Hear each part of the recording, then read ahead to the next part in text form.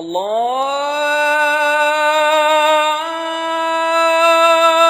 أكبر الله أكبر الله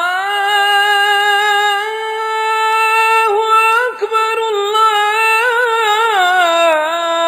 الله أكبر أشهد أن لا إله إلا الله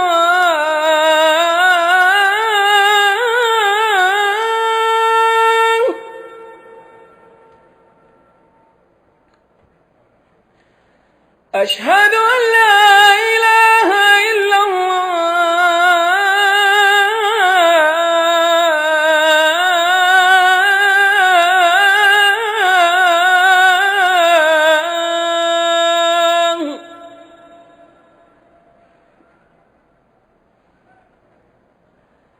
أشهد أن محمدا رسول الله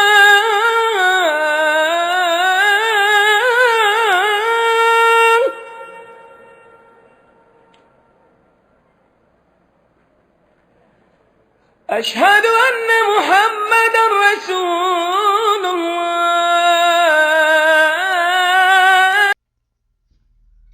السلام علیکم ورحمۃ اللہ وبرکاتہ. الحمد للہ رب العالمین والصلاة والسلام علی رسول اللہ. اما بعد، یہ انک کا دوسرا سالانہ اجتماع ہے. فضیلت شیخ راشد خلیوی خالدی تمام ساتھیوں کو میں شکر ادا کرتا ہوں. ہمارا مسجد میں مزید عقل بن حسین الحسن جمعہ کے دن نماز عشاء کے بعد اردو بنگالی زبان میں دروس ہوگا. تمام حضرات سے گزارش ہے اس دروس میں شامل ہونے کے لیے کوشش کرو. جزاک اللہ خیر.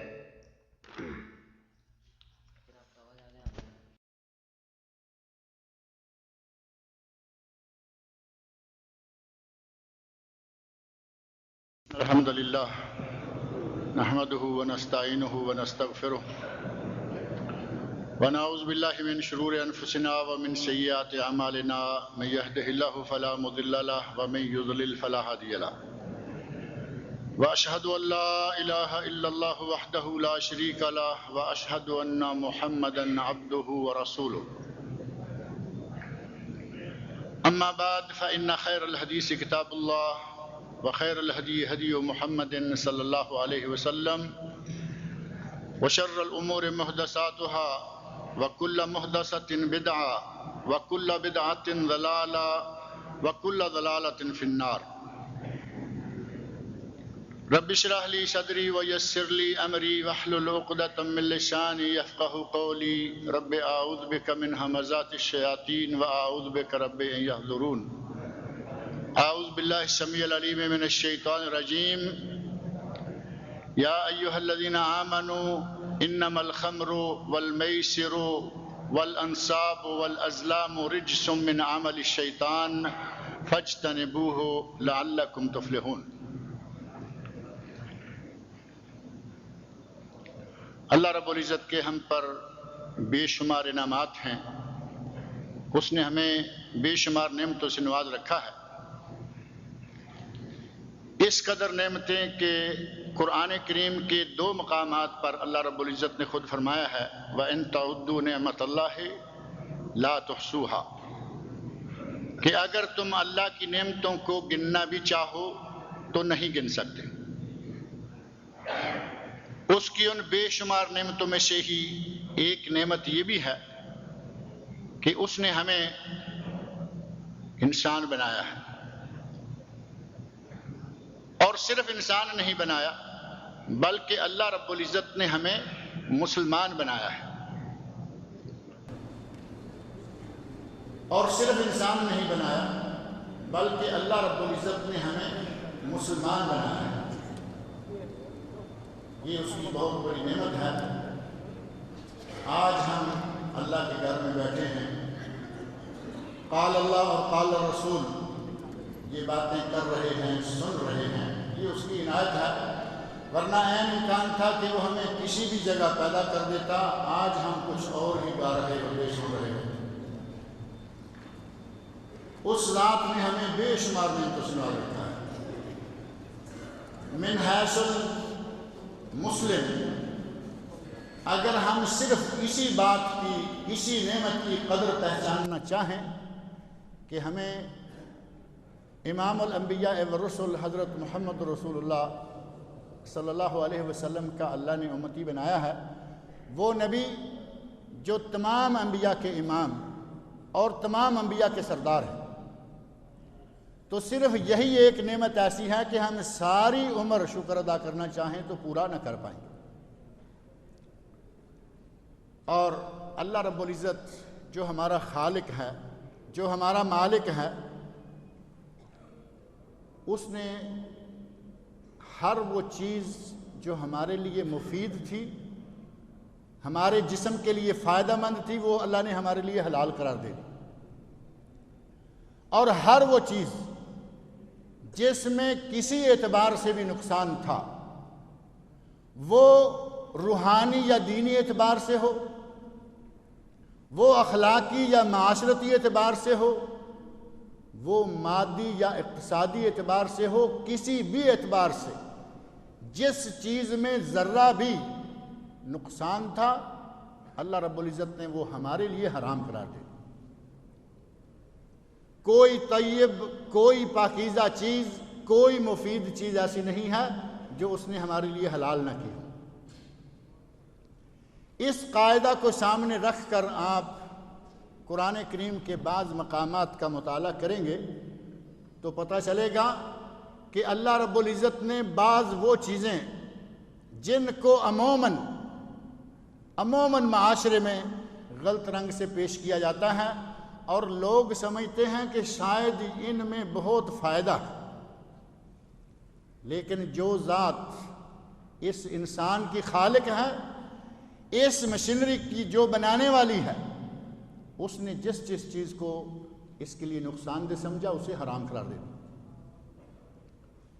انہی حرام کردہ چیزوں میں سے یہ طویل فہرست ہے کہ کون کون سی چیز حرام ہے انسان کے لیے، کون کون سی چیز ممنوع ہے ایک مسلمان کے لیے۔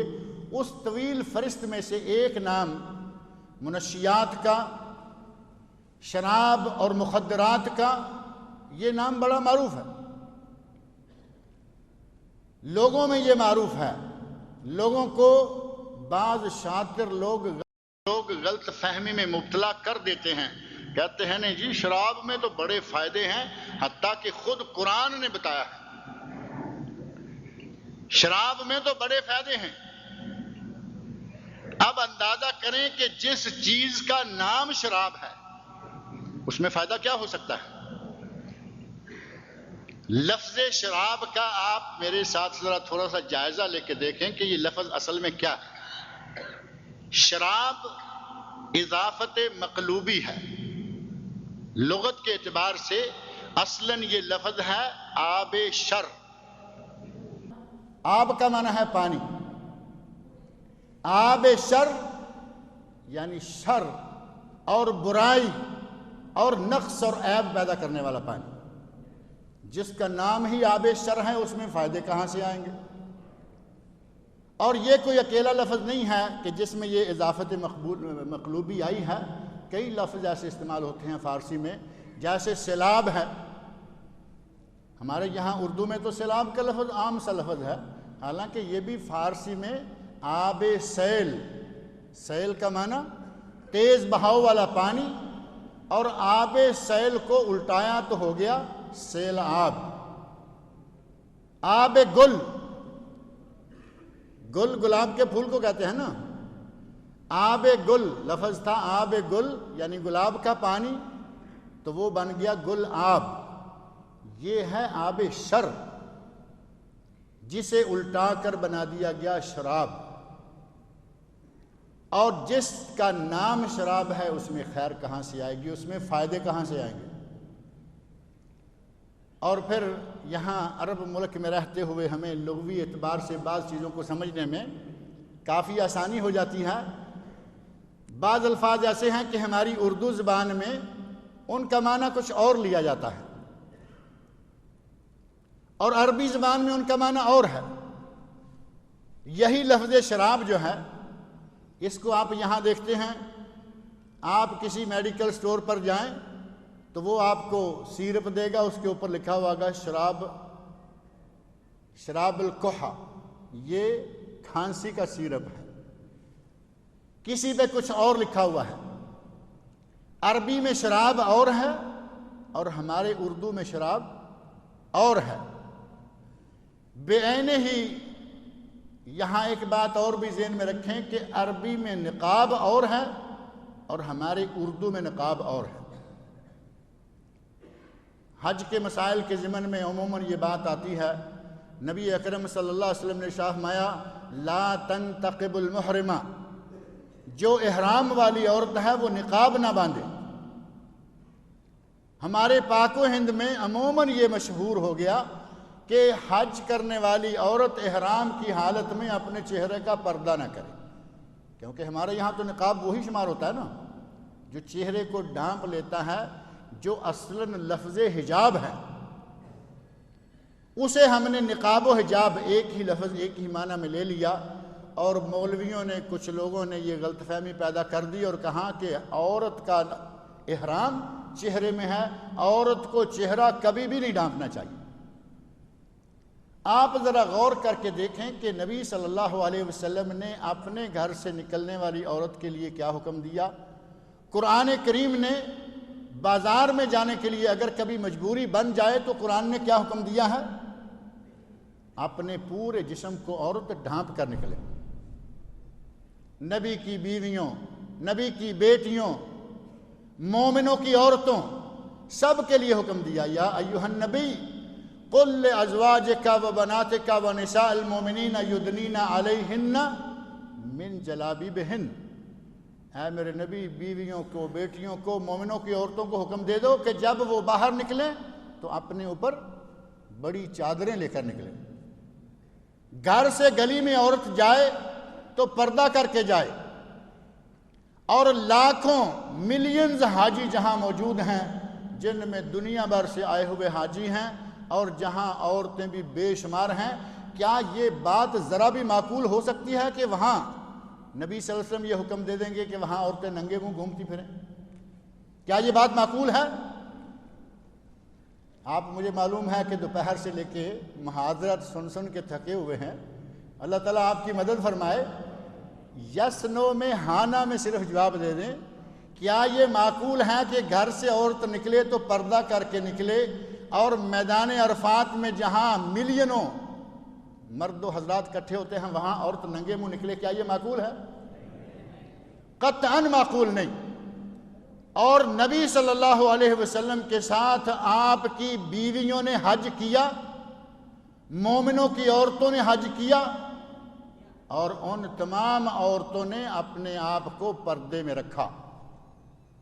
جیسے ہی غیر محرم کوئی آتا فوراً وہ اپنے چہرے کو پردے میں ڈھانپ لیتی، جیسا کہ کتب حدیث میں ان کے الفاظ موجود ہیں کہ جب کوئی غیر محرم لوگوں کا قافلہ آتا سدلت احدانا جلبابہا من راسہا علی وجہہا، ہم میں سے اپنا کپڑا اپنے سر سے چہرے پر گلا دیتے۔ ہمارے لوگوں نے اسی لغت کے ہیر پھیر کو پاکستان اور انڈیا میں خاص طور پر اردو والوں میں عجیب رنگ دے دیا کہ عورت حج کا پورا موسم یا کم از کم جب تک احرام کی حالت میں رہے اسے اپنا چہرہ ننگا رکھنا ہوگا۔ قطعاً یہ اسلام کے مزاج کے خلاف بات ہے، اور نبی صلی اللہ علیہ وسلم سے یہ ممکن ہی نہیں تھا کہ آپ اتنے اہم مسئلے کو اتنے بڑے اجتماع کے لیے اتنا کھلا چھوڑ دیتے۔ جس طرح وہاں غلط فہمی پیدا ہوئی اسی طرح اس شراب، اردو شراب میں اور عربی شراب میں بھی غلط فہمی پیدا ہوئی، اور لغت کے بدلنے سے بہت سارے الفاظ ہیں آپ سارے لوگ جانتے ہیں۔ عربی میں عربی میں لفظ نیک ہے، ہمارے اردو میں کتنا اچھا لفظ ہے۔ اگر کوئی نیک، پاک باز، صالح انسان ہے تو ہم کہتے ہیں نیک ہے، اور جو تھوڑا سا عربی سے مس رکھنے والے ہیں وہ جانتے ہیں کہ عربی میں نیک کس کو کہتے ہیں؟ معاملہ کچھ حدود سے گزر کر فحاشی کی طرف بڑھ جاتا ہے، وہ بھی نیک، یہ بھی نیک۔ ہمارے اردو اور پنجابی میں یہ لفظ ایک ہے مانگ کا، جو سینٹر میں بالوں کو سوارتے وقت کچھ بالوں کو دائیں گرا لیتے ہیں، کچھ بائیں گرا لیتے ہیں، تو درمیان میں مانگ نکالی جاتی ہے۔ کسی بنگالی بھائی سے پوچھ کر دیکھیں کہ مانگ کا معنی کیا ہے۔ لغات کی تبدیلی سے ان کے معنی بدل جاتے ہیں، اور شراب جو ہمارے پاک و ہند میں ہے وہ عربوں میں نہیں، اور جو عربوں میں شراب ہے وہ ہمارے پاک و ہند کے لوگوں میں مستعمل نہیں، وہ الفاظ الگ ہیں، ہمارے یہاں مفہوم الگ ہے۔ شراب کو نبی صلی اللہ علیہ وسلم کے زمانہ میں اتنے زور سے پیا جایا کرتا تھا کہ عربوں کی یہ عادت ثانیہ، وہ چیز جس سے کوئی دسترخوان، جس سے کوئی محفل خالی نہیں ہوا کرتی تھی، اس حد تک شراب پی جایا کرتی تھی۔ اللہ رب العزت جو ہمارا بنانے والا ہے، جو انجینئر کوئی مشینری بناتا ہے وہ جانتا ہے کہ اس مشینری کو کیسے چلایا جائے، کیٹلاگ عموماً ساتھ آیا کرتی ہے۔ اللہ رب العزت نے ہمیں بنایا ہے اور وہ جانتا ہے کہ اس سے کوئی بات چھڑانی ہے تو کیسے، اس سے کوئی کام کروانا ہے تو کیسے۔ اللہ رب العزت نے قرآن کریم کے 4 مقامات پر اس شراب کو آہستہ آہستہ کر کے تدریجاً، سٹیپ بائی سٹیپ اس کو حرام کیا۔ یکدم یہ نہیں کہہ دیا کہ شراب حرام ہے اس کو چھوڑ دو۔ صحیح بخاری میں ام المومنین حضرت عائشہ صدیقہ رضی اللہ عنہ بیان فرماتی ہیں، اگر قرآن میں کبھی یکدم یہ آ جاتا کہ شراب حرام ہے اس کو چھوڑ دو، لوگ اسلام کو چھوڑ دیتے، شراب کو نہ چھوڑ دو۔ لیکن یکدم قرآن میں آ کیسے جاتا؟ قرآن اللہ کی کتاب ہے، اللہ جو تمام حکمتوں کو جاننے والا ہے، اسے معلوم ہے کہ میرے یہ بندے شراب کے رسیا ہو چکے ہیں، شراب کے عادی ہو چکے ہیں۔ اللہ نے شراب کو 4 مرتبہ تھوڑا تھوڑا کر کے بالآخر اس کو حرام قرار دیا۔ آئیے تھوڑا سا مختصر سے وقت میں زیادہ وقت نہیں لوں گا انشاءاللہ آپ کا، مختصر سے وقت میں ان 4 مقامات کا جائزہ لیں کہ کہاں کہاں کیا کیا فرمایا۔ سب سے پہلے سورہ نحل آیت 67 اللہ رب العزت نے ارشاد فرمایا، وَمِن ثَمَرَاتِ النَّخِيلِ وَالْأَعْنَابِ تَتَّخِذُونَ مِنْهُ سَكَرًا وَرِزْقًا حَسَنًا۔ کھجور اور انگور یہ ایسے پھل ہیں کہ تم ان سے نشہ بھی حاصل کرتے ہو اور ان سے رزق حسن، رزقاً حسناً، اس سے اچھا اور پاکیزہ رزق بھی حاصل کرتے ہو۔ سب سے پہلے یہ آیت اللہ رب العزت نے نازل فرمائی، ظاہر ہے کہ صاف طور پر نعمتوں کا تذکرہ کرتے کرتے کہا کہ کھجوریں اور انگور اللہ کی نعمتیں ہیں، اور ان دونوں نعمتوں، ان دونوں پھلوں سے تم ایک تو سکر، نشہ آور چیز بناتے ہو، ورزقاً حسناً، اور اسے ایک اچھا رزق بھی شمار کرتے ہو۔ اللہ رب العزت نے 2 چیزیں اس میں سے، ایک سکر اور ایک رزق حسن۔ یہ نہیں کہا کہ سکر حرام ہے، لیکن یہ بتا دیا کہ یہ رزق حسن نہیں ہے۔ سکر کو رزق حسن سے الگ کر دیا، اس سے تم نشہ آور چیز بھی بناتے ہو اور یہ تمہارے لیے ایک اچھے رزق کے طور پر بھی ہے۔ پہلے سٹیپ پر اللہ نے اسے رزق حسن سے الگ کر دیا کہ یہ کوئی اچھی چیز نہیں ہے۔ جو سلیم الفطرت، اچھی طبیعت کے لوگ تھے، انہوں نے سمجھ لیا کہ اللہ رب العزت نے اس میں سے سکر کو رزق حسن سے الگ کر دیا ہے، لہٰذا سکر والا کھاتا جو ہے اس کو چھوڑ دینا چاہیے۔ کچھ لوگوں نے اسی وقت شراب سے اجتناب کرنا شروع کر دیا۔